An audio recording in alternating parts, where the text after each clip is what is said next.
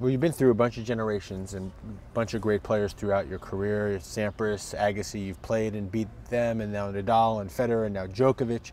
What are your thoughts on where the game is at now, and especially Djokovic, who is going through one of the great periods in a year that the sport has seen?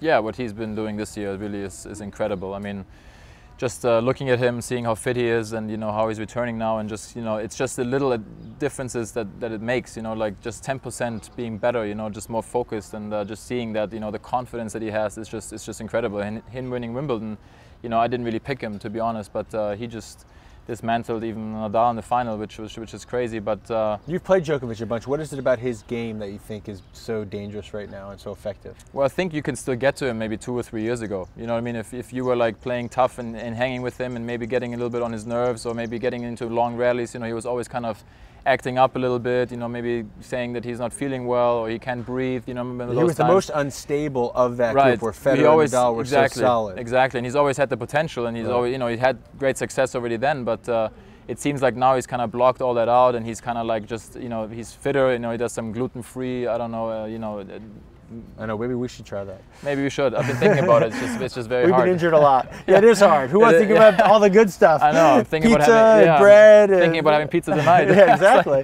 No, but I mean, it's obviously working for him, and he's got a great team around him that pushes him well, and I think once you also get that monkey off your back, maybe for him it was kind of like Davis Cup, winning it, exactly. Being like that, the biggest star probably in Serbia right now. And then just going on that run where, I mean, I've sort of had a little bit of that feeling one time in 2002 where I had so much confidence. It's like when I got to like 2 in the world, I just felt like if I'm feeling well, if I'm hitting the ball well, I feel really good. Like it's a great feeling to have. I didn't have it obviously in that matter like he does, but it's incredible, and he just has it right now. And I think also what's changed a lot lately is just that over the years it's become so physical.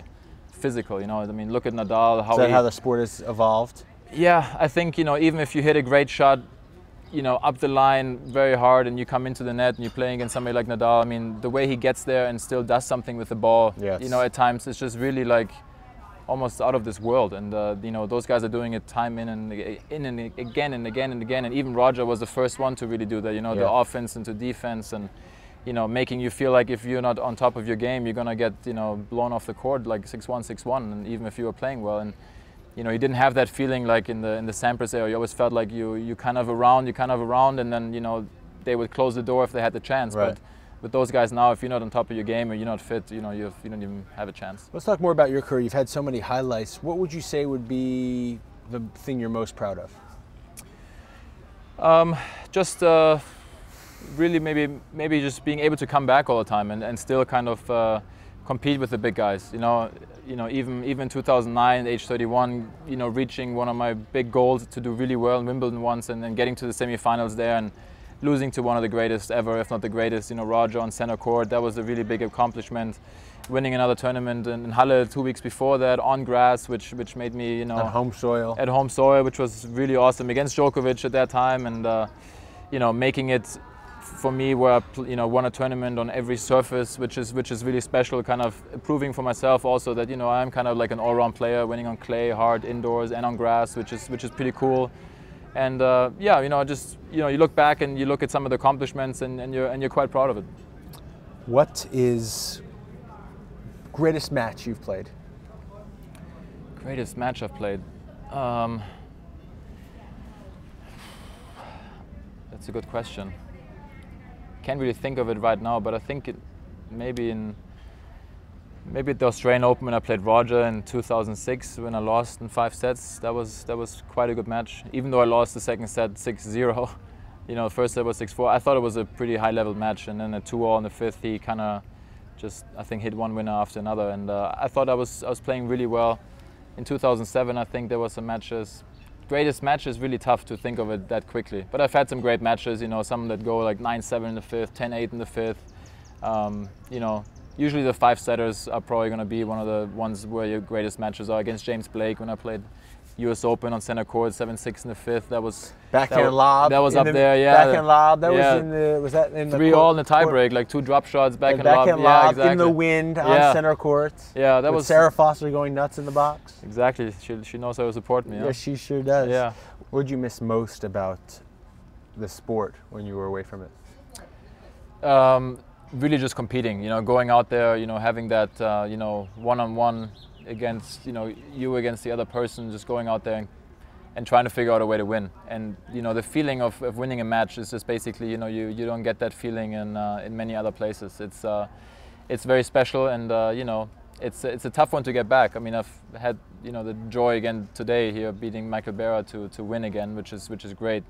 But it's hard work, it's a lot of dedication and trying to get back in shape and pushing yourself and trying to figure out a way to play the game again the way you think you can. It's tough work, but it's well worth it when you win that match point. Exactly. Well, Tommy, you've been a very good sport. We've known each other forever. You know me well enough to know that you need an exit strategy to get out of a conversation. We've been talking here for a while. If you had one last meal to eat with one person, dead or alive, one person that you'd like to meet and spend some time with, who would it be? Well, if it's right now, it'll be my wife, Sarah Foster, obviously. Very good, very politically correct answer. Yeah, it's the truth. And someone that you've never met. Someone that I've never met, but that you'd like to meet. For a time I've kind of been interested about Nelson Mandela. I think he's a true inspiration in many ways, and I think that would be kind of interesting. In many ways, you look at Barack Obama as well, what he's accomplished, and running the United States of America, being president. That would be kind of cool. That's good. It's more than enough. You already given me two. Yeah, I've already given you two. I'm still thinking about it. Think about it throughout the rest of the evening. Yeah. One last meal. If you had your last meal on Earth, what would it be? It's a tough one. There's so much good food out there. It's crazy. I mean, one last meal. Can it be combine them all? Can it be a last meal of multiple things? Yes, 100%. Yeah, I mean, it has to be a good cheeseburger, with French fries and a nice Coke. It have to be like a Wiener Schnitzel with, good, fried potatoes. And, I'm such a freak also for sweets. You know what I mean? It's like there has to be multiple stuff of just desserts and chocolates. And favorite dessert? And ice cream. Favorite dessert? I mean, I love Haagen-Dazs ice cream. I mean, I can eat that, a pound that away all the time. I mean, there's times where I eat, one of those pints every night, and it's crazy. Novak Djokovic, I don't think he would eat it. No gluten. I need to have a person next to me at all times to make sure I don't, put garbage in my mouth. But